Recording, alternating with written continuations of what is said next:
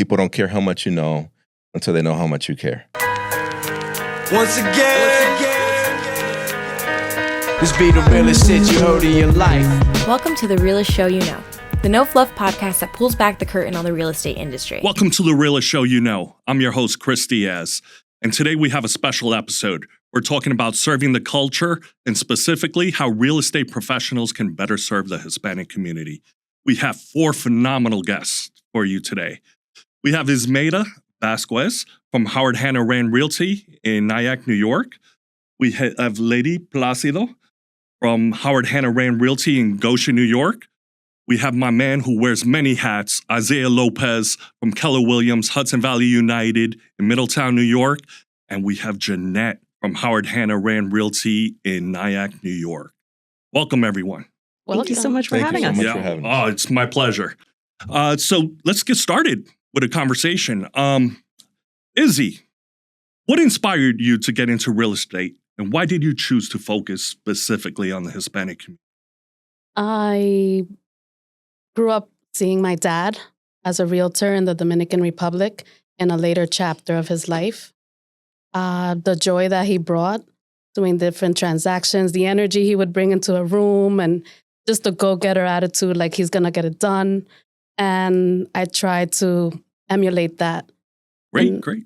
So it's a family business. I see. It is. Yeah, so you're following along your father's footsteps. Yeah, and we bounce off each other. He has sent me referrals here. I've sent him things over there. Good. I want to get into later on what real estate is like in the Dominican Republic. So, Leidy, what about yourself? What made you get into real estate? It was more my mom's dream to buy a house, and that kind of flowed into me being a vessel to make that happen. Growing up, it just seemed like such a far away dream to own a home, and there was a disconnect, at least with me growing up, of the financial aspect and how to navigate and how to use your finances to achieve those goals.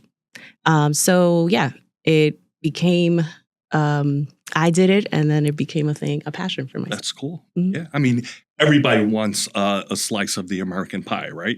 Right. Maybe for some second generation folks like myself, I saw what my parents were able to achieve and how they were able to achieve it and how they wanted a better life for ourselves. And I think home ownership was a big step for them. You want to help your community. I fully understand. Yeah. And Isaiah, what made you get into real estate? Yeah, so my background was in nonprofit work. Okay. I have over 10 years in nonprofit work, and part of what my scope was managing a community relations department for a not-for-profit health plan. That's cool. So a lot of that was connecting with decision makers, with the decision makers and the gatekeepers in communities, and just so that we could get healthier outcomes for families and folks. So the heartbeat of just educating and uplifting, that translated directly over into real estate, the same heartbeat, just establishing rapport, building trust, and just really wanting to see people achieve their lifelong dream of home ownership. Cool. So you were already active in the community. Right. So this was like taking it a step further. Absolutely. It really felt like hand in glove for me. Cool. And Jeanette, tell us your story. Well, my story started as a salesperson in 2009 or 10, a year after my daughter was born.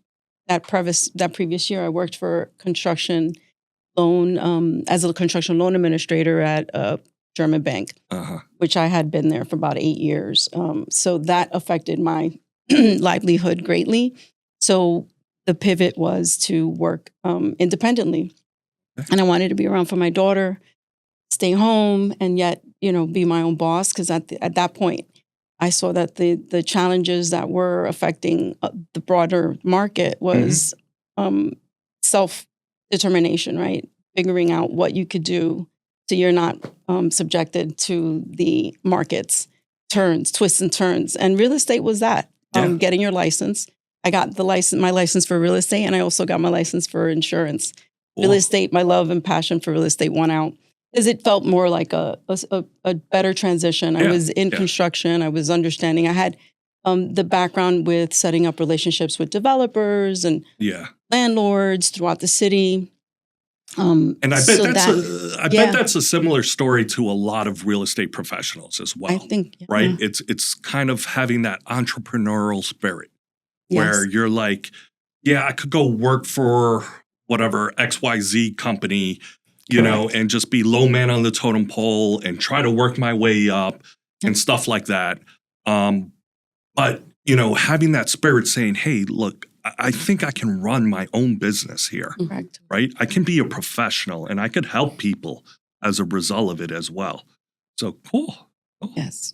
Hey, can you share a personal story or client experience that made you feel especially proud of the work that you do? I have to say, like, it's very fresh and recent because I tend to work with clients for however long they need me. Yeah. I become an advocate. I try to basically continue that network, whether they contact me 2 years previous. So I had a client, a family that was, they had issues in the beginning with respect to their affordability factor. They didn't want to be too up into, you know, they didn't want to leave Westchester County because they're also business owners, both of them. Yeah. And they have children and they needed to be at a short commute. So, of course, that gave us a small pool. So we worked together for 2 years. So much so that the first year we got them a rental. They were like, we paused, no problem. We stayed in touch. And you helped us, as a matter of fact. Kris, you actually represented them in their purchase. Nice. And the feeling that this couple, they exuded when they walked into their home the day of the closing, because they shared with me a really personal story where 10 years prior, they had just come here from DR. So now this couple who were college sweethearts, the most loving folks that, I mean, I'd love them. But they had a really tough time when they got here. So much so that they had to go, you know, get social service help. And they felt shame in that, right? Yeah. They asking for help. And their tears were coming down. And I was like, what's going on? And they shared their story. And they were like, you don't understand how we didn't think this would ever happen. And because of that experience that they had like some negative experience with a landlord, and they had promised to themselves, we don't ever want to feel this position again. And that gave them their drive. And I was like, how honored I felt that I was able to help them. Let me tell you, home ownership it feels like, you get a feeling of like empowerment almost. Oh, for sure. Right? Like, you know what? I'm not subject to a landlord or this or that. I own my own little piece of this world. Yeah. Right? And it makes a big difference in people's lives. Absolutely. And it's stuff like that. Cool. You know, it's funny that you mentioned that the work that you do, and we were talking about it before the show as well.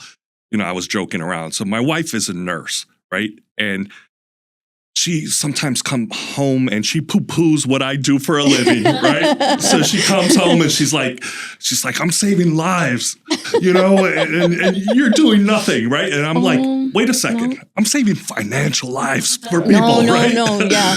I'm making dreams come true. No. Like, don't poo-poo what I do. Right. Yeah. That's a misconception. That is very true. Cool. And anybody else can share a story of where, the same thing, like you gain referrals from past clients that you've helped and you stayed a part of their lives and they built that connection, you build that trust where they're going to come back to you in the future. Anybody else have stories like that they could think of or? Yeah, for me personally, early on in my real estate journey, I recall that I helped a family that they were multi-generational. It was parents that were purchasing with their adult children. And I recall during the initial consultation just how there was a lot of fear, a lot of doubt whether or not they would qualify. And, you know, we cannot stress enough for those real estate professionals who are hearing us, just the importance of the consultations and ending more sentences with question marks than periods. Yeah. Because question marks create information. Yeah. So it's incredibly important to just be able to draw out information and what's important to the people that you're helping. With this particular family, there was a lot of doubt, a lot of fear, and we were able to let them know, listen, you're in a better position than you think. We were able to pair them with a great lender that was able to get them the exact loan product that they needed.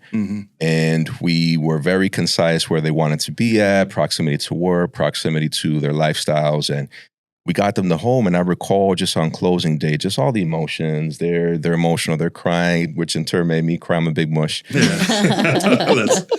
And you know what it did as a result, just speaking about referrals, Kris, is, they referred cousins and tios and titis, right? And family members and coworkers. And that's what I love. I love just a lifelong friendship. And I always like to say, have a client for life. Cool. Right. I love that. I love that. Hey, Leidy. Hey, Kris. How has your cultural background influenced the way you serve clients? It definitely guided me to understand the responsibility in it and bringing the information to my clients and helping them understand that it is feasible and they are contributing to the economy as well. They are hardworking. They're already managing their assets. So why not pursue that dream? It's funny you mentioned that. There are a lot of folks, and I don't want to get political, stuff like that, but there's a lot of folks who are contributing to an underground economy in this country. Exactly. Who are having a big impact. And I think that sometimes often gets overlooked. Right. Unfortunately, there is some shame, when it comes to, just getting the help or getting the information or, so we definitely are a big part of, just giving them that access to get started and kind of give them a guide to real estate. Cool. Izzy, what are some common trends you're seeing among Hispanic buyers or sellers in your area right now? I see the trend that I've had investors that are Latinos and they're trying to navigate these different types of loans. Okay. I've worked closely with, I don't know the term, I think it's DC, where they already have a property, but then they can do 20%. And we show the rentals at DSCR. service. Sorry, CSC. So DSCR. Yep. Debt service coverage ratio. I had to learn real fast what that was. Okay. And that's a great loan product for investors, and not just Hispanics, but for everyone. Just a quick, for those in the audience who might not know what a DSCR is. So it's meant for investors, right? You're not going to live in the property. You're just going to rent it out. And the lenders aren't even looking at your personal income. They're looking at the income that the property itself can generate. Exactly. And definitely had to use different resources to see the comps and what was the rental. It was appraised twice because it was appraised for the value of the property and what the income of the rental would be. Yep. So, it took double the work, but we got it done. He closed on his birthday. The whole family was there. Awesome. It was an amazing experience. And I can talk to that. I even speak to my husband about it. Like, hey, we could do this. So your wheels start turning as well. Yeah. So you become that vessel of knowledge. Hey, this is a product that might work for you. Yep. Cool. And honestly, I think that's all our jobs really, is to educate, our clients. And give them options. That's what they need is options. If they go to XYZ Bank and they're looking to do this and XYZ Bank says, sorry, I can't help you. The fact that you're able to offer them other options, that makes a world of difference. Okay, cool. I'm going to throw this out to everybody out here. All right. Are you guys seeing more first-time home buyers or investors in the Hispanic market now, or not as much? Do you see a trend upwards, or do you feel more Hispanics are scaling back, like less are entering the market? Oh, I personally see an increase on both ends, and which is really, I love it. because not only do I have conversations with people that are, of course, home-time home buyers, pardon me, folks that are coming from the city that are like, all right, now I'm ready to go to the suburbs and, sell my co-op, or, they were renting for that matter. But I also find that I'm utterly impressed with, let's say this, I forget the Gen X, but the 20, 30s, 30-year-olds, even 40-year-olds that are millennials, right? That they're investing, they're coming, they're interested in, flipping homes. So I'm finding that more and more Hispanics are ready to dive in. Okay. They're understanding that they should use their assets, whether, any which way, whether, and they're all oftentimes business owners, small business owners, or folks that are, professionals that I'm in awe of that. And I love when it's folks that we can serve, whether they need help with multi-generational, the parents who still, need help with translations of documents and terms and understanding. So I'm finding that they run the gamut. Investors, first-time home buyers, multi-generational buyers, multifamily. Yeah. And to add to that too, I'm seeing a lot of first-time home buyers that are Latinos. And a fun fact, the fastest growing demographic among home buyers is Latinos. Yeah. Where the average age is 31 years old. And it's incredibly important for real estate professionals to understand that and to be available to them. You said as a vessel of knowledge and being able to not only be available to them with our wisdom, but also just introducing them to our team and people that are going to approach them at their comfort level and make sure that they feel comfortable with the entire process. And to your point as well, I'm seeing a lot of investors that are coming in and they're fixing and flipping, and then they're also buying and holding. Yeah. Yeah. I mean, we already said real estate is a big step for wealth creation, for folks. Excellent. So I'm going to throw this question out to all of you. What challenges or obstacles tend to come up most often, when you help Hispanic clients? I think is building the trust and with all aspects of the transaction, because we do a big part of it. But it's understanding what the system is like and what to do next. And I'll apologize right there. I asked the question to everybody, but I looked directly at you. Tell me. So anybody else, what obstacles do you think they're facing? A lot of misinformation. A lot of misinformation. On the noise. You know what the down payment should be. A lot of them have 20% in mind. Yeah. So making sure the educational piece, making sure that we pair them with a great lender like you, Kris, that will let them know exactly what's available to them, put them in a position to win. Cool. Anybody feel like it's important for us to speak Spanish when serving the Hispanic market? Yes. Yeah. At least. Yes. Absolutely. Okay. Cool. You know what's funny it is engenders that trust factor. Yeah. Even if you're translating, even if you, I have a customer who continues to send me her board minute notes and anything that comes to her because she's not on English. It's not her native language. And I do quickly. Absolutely. I don't care if I chat GPT it. I get it to summarize, but she will continue to reach out to you. And she sends me referrals all the time just because of that. That small service, that understanding that doesn't limit her financial know-how.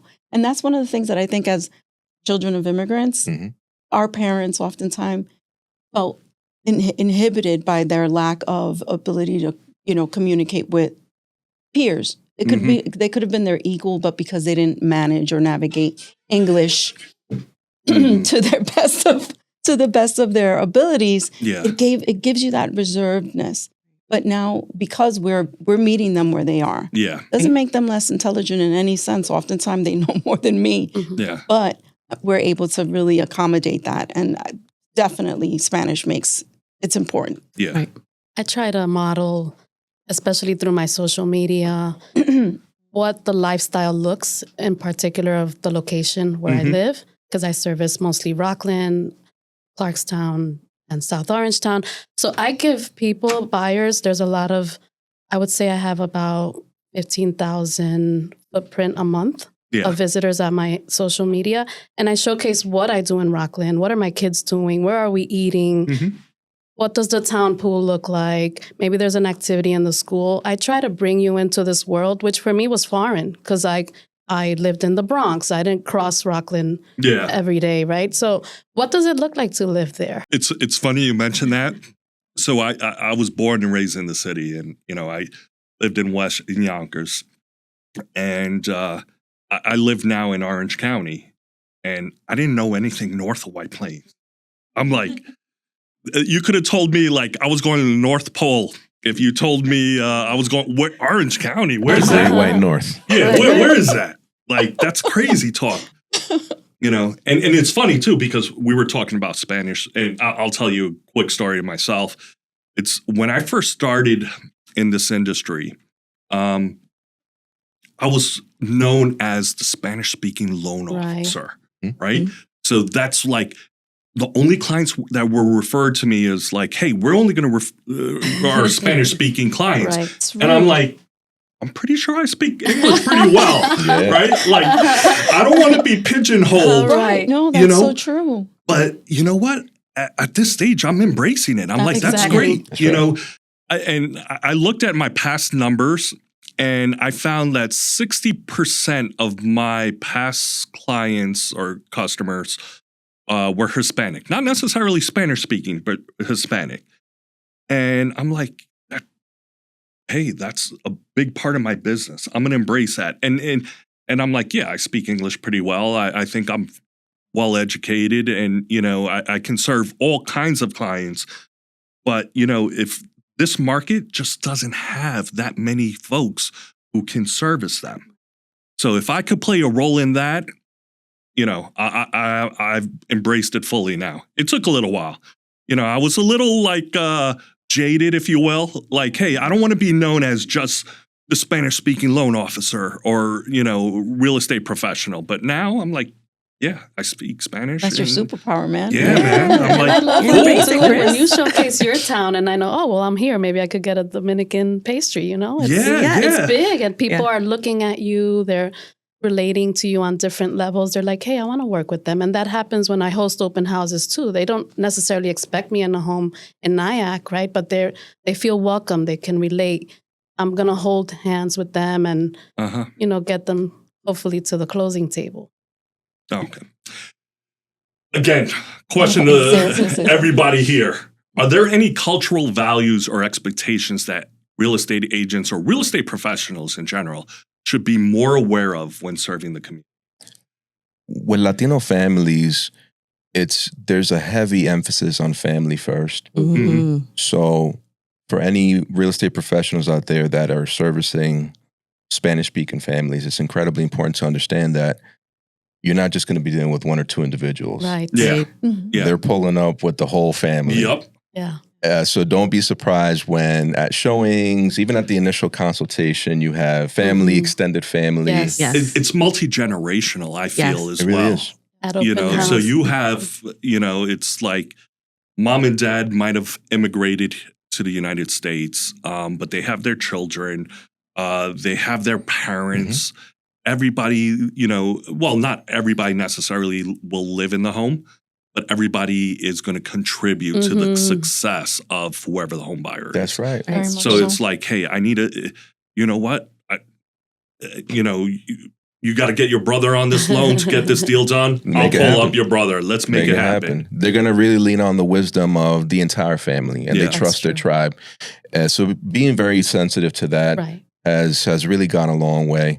And one of the points that was made earlier about being Spanish speaking, it's incredibly important. And I find that just being a native Spanish speaker, it attracts them. Mm-hmm. Right. But your care, your candor, your level of professionalism will keep them. Right. Yeah.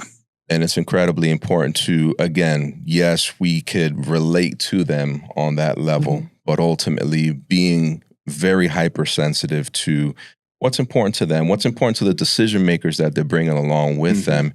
Because as the old saying goes, people don't care how much you know until they know how much you care. Yep. I love that. That's a great saying. Mm-hmm. Cool. Do you guys feel like your clients need a little more education?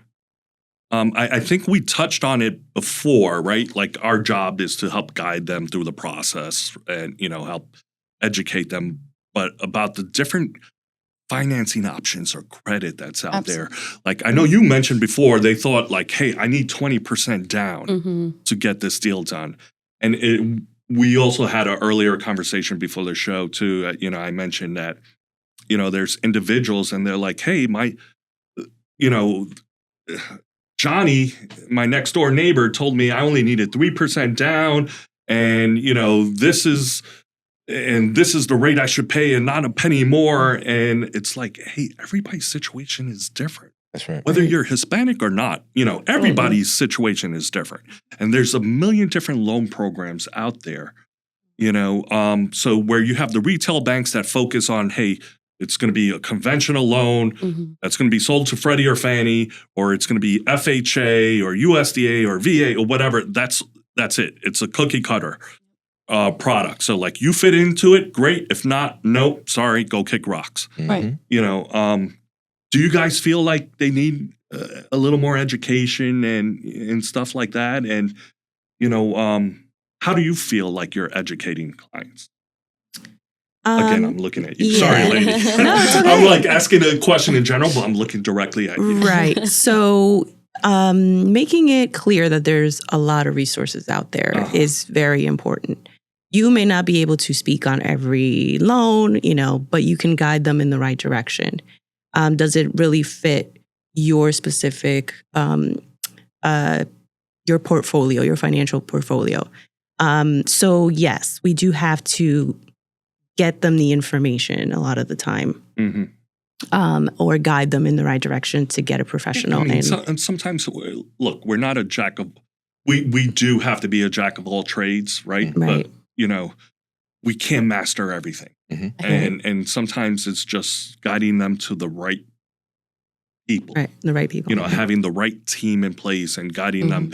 Hey, this is a real estate attorney. This isn't an insurance agent, this is a loan officer, this is whoever, a home inspector who can really communicate well with you and has your best interest. So one thing I was thinking about when you were saying that, I was thinking about home ownership, almost like a relay race. Yeah. And if we're all a team, the handoff of the baton is incredibly important. So to Leidy's point, we start the conversation with the initial buyer, the buyers, and we have to loop in that loan professional incredibly fast. So one of the things that we do with the handoff is we're going to get Kris on the phone very fast, very early in the process. Hey, we're here now. Let's call Kris, because ultimately I gather the initial information, savings, what they want their monthly payment to look like, and then I'm going to hand them off to that loan professional so that they could continue the process and they feel like we're a cohesive team. Right. Yeah. And ultimately, they feel a lot more embraced and comfortable as well. Cool. Izzy, how do you feel the loan officer or mortgage professional that you deal with can help support your specific clients?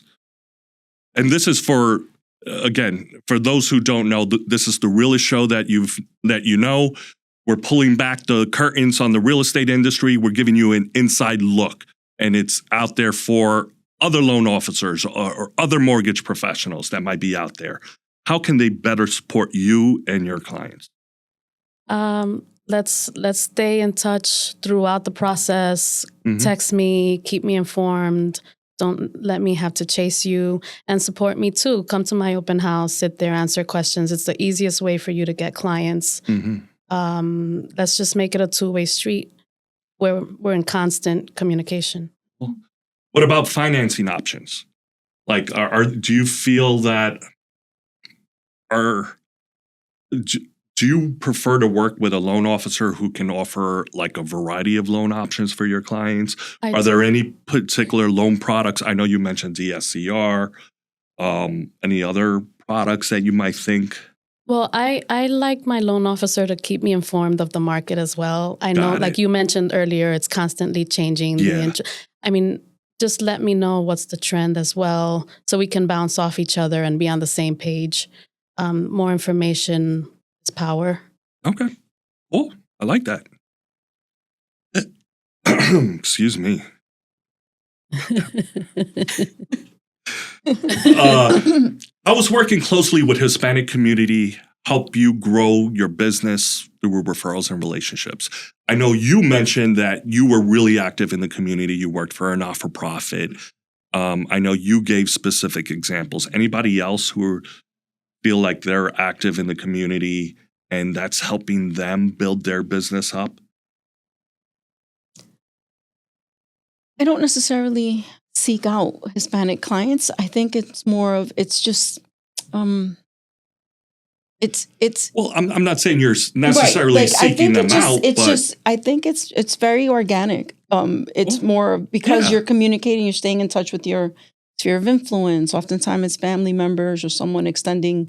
So it runs the gamut, I think. Mm-hmm. It's just, I think by nature of that we're on the Northeast coast and we're a large population here, thank goodness. Mm-hmm. I mean, to one of the things that I find is being able to answer to their needs. Mm-hmm. For instance, whether it's an investor, but let's say for clients that have questions and, it's a family that, one person is a W-2 employee, but the other person is not.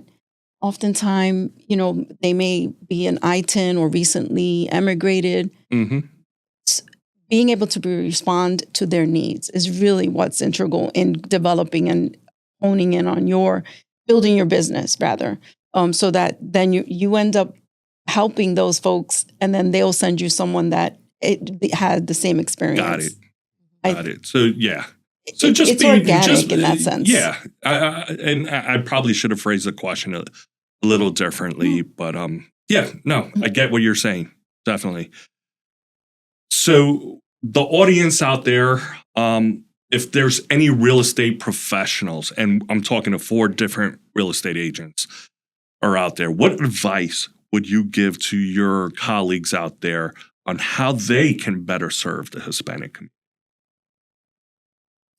What I would say is just continue showing up. Mm-hmm. I love that answer. That's all it is. Continue showing up. It's Pick just up be your phone. yeah. Yes. Oh, yeah. Right? Yeah. Don't shy away from the business, right? Right. Like, don't, there's folks who be like, my Spanish isn't great. I'm just going to shun them. I'm just going to turn down this business because it's growing. Yeah. It's an ever growing community, and they need service. And unfortunately, like I said, I feel that they're underserved and they're getting a lot of misinformation. And typically through the media, it's the media, but it's not even media. It's word of mouth. Right. Yeah. I find that a lot of Hispanics just trust what they hear and the advice they hear from their neighbors, friends, neighbors, family, and stuff like that.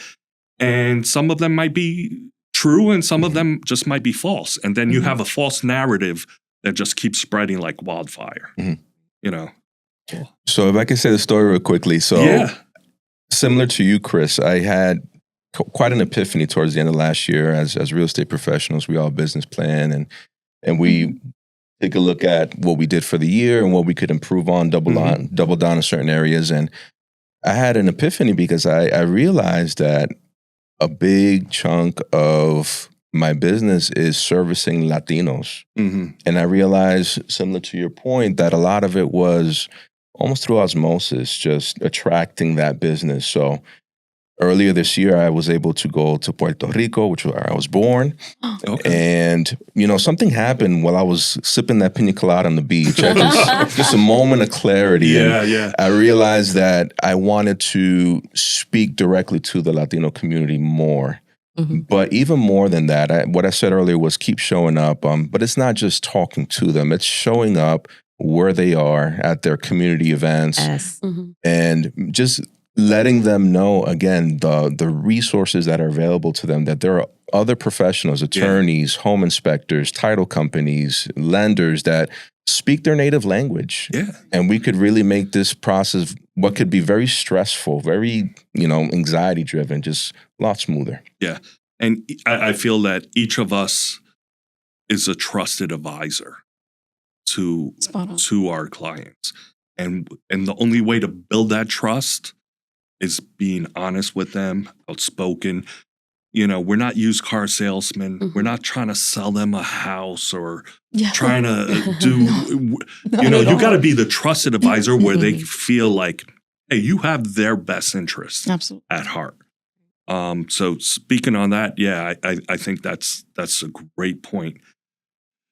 One final question to the group. Well, two final questions. If you could give one piece of advice to home buyers in this market right now, what would it be? And we'll just go around. I'll start with Izzy and Skip me for now. I have to okay. All gather right, my Leidy. thoughts. Be able to be flexible and really hone in on what the need is Yeah. and versus what you want. Of course, you want to get you what you want. But there's so much going on right now, and we have to be able to navigate. We definitely want to service you in the right way and give you the right information. But we really need to be clear about what it is that you need to live in this home. Cool. That's right. So what I would say to first-time home buyers is start the conversation now. Mm-hmm. Start the conversation now. There's this prevailing idea that I have found where just a lot of folks feel they're not ready yet. Mhm. They don't have their finances in order. They don't have their down payment ready. But I find that after having that initial consultation is they're a lot more ready than they think. Mm-hmm. So even if you think you're a year out, 2 years out, 3 years out, start having a conversation with a real estate professional today so that we could help you get ready quicker. Because, there's an old saying, only the fool learns everything by experience. Mm-hmm. So there's a lot of things that we have learned. We could tell you war stories from things that have happened to some of our customers, and we could help you avoid some of those pitfalls. So have that conversation today so that we could start getting ready for tomorrow. I like that. Because I've always said, a wise person not only learn from their own past mistakes, but can learn from the mistakes of others, That's from right. what they observe and what they see. And I'll never do that. I'll never jump off that bridge. So Right. That's right. cool. I agree. To that point, my advice is plan, reach out, communicate with someone, get in contact, but planning it's nothing you jump into. Mm-hmm. So planning is of the essence because it can take a year, it can take 2 years. Yeah. But oftentimes we're there for them and we're willing to put that because it's not something that you do overnight. When it happens, it can happen quickly. Mm-hmm. But knowing through the whole process is so important. I as a Hispanic, and my goal is that we should all have that experience to own our home so that you can pass that legacy on to your children. That's how you build wealth, through education, small businesses, all of it. We should have it all. That's how I look at it. And it is about communicating early on, and don't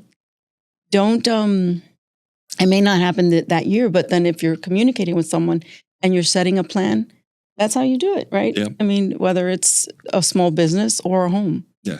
And just in case she thought I forgot, Mm-hmm. I'm going back to Izzy. Well, I just want to advise the buyers out there that the first time you're buying your first home, it will lead to, it's a gateway to other properties, potentially other investments. You could either, you're thinking about your kids at the moment, but then you'll downsize or then you'll buy. There's so many different curveballs and situations. Yeah.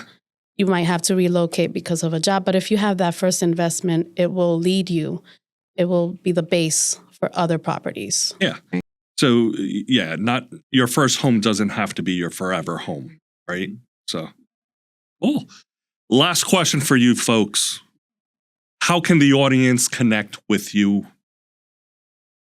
You can connect with me on my social, Ismeida Real-Estate, and telephone number 646-260-7323.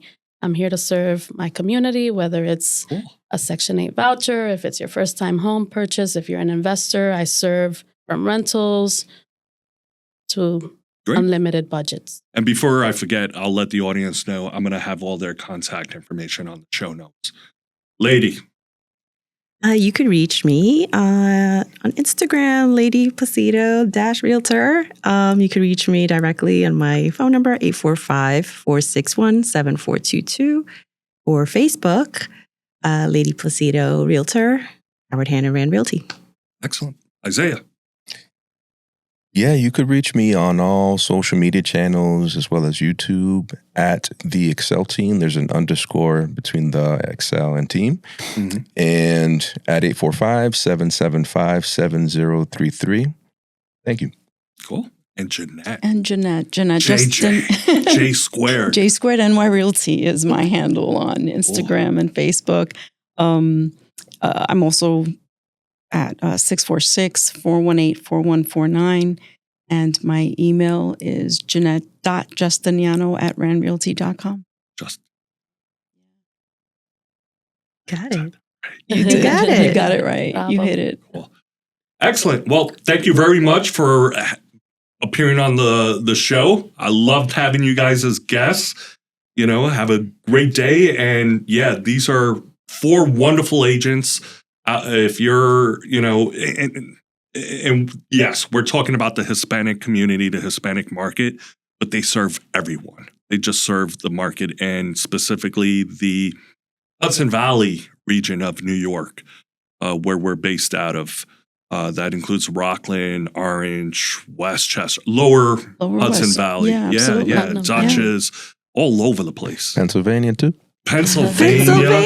You're licensed in I am too. I'm licensed in Connecticut as well, New York, Connecticut. Basically, we service the whole country, right? We're based right here in New York, and that's a different show. New York is a totally different animal. And we're certainly able to refer you to the proper resources, whether it's New York, New Jersey, Connecticut, right? Like and that's globally. The thing. We will definitely. Well, welcome. Thank you very much for appearing on the show. Thank you for having us. This was great. Thank you. All right. Take Thank care. You so much. And until the next one. The Realest Show. The Realest Show you know. Once again, this be the realest shit you heard in your life. Welcome to The Realest Show You Know, the no fluff podcast that pulls back the curtain on the real estate industry. Whether you're a seasoned investor, first-time buyer, or a busy real estate agent, this show is your backstage pass to the conversations that matter. Hosted by Kris Diaz, each episode features raw, insightful interviews with real estate attorneys, agents, home inspectors, and other insiders. We're talking real strategies, real stories, and real connections. Because in real estate, relationships and knowledge are everything. Christian Diaz is a senior loan officer with Go Rascal Incorporated. His NMLS number is 742143, and the company's NMLS number is 2072896. He is also a licensed real estate agent with the Olivero team at Keller Williams Realty, first in New York. The opinions of the guests are their own and do not reflect upon any other party.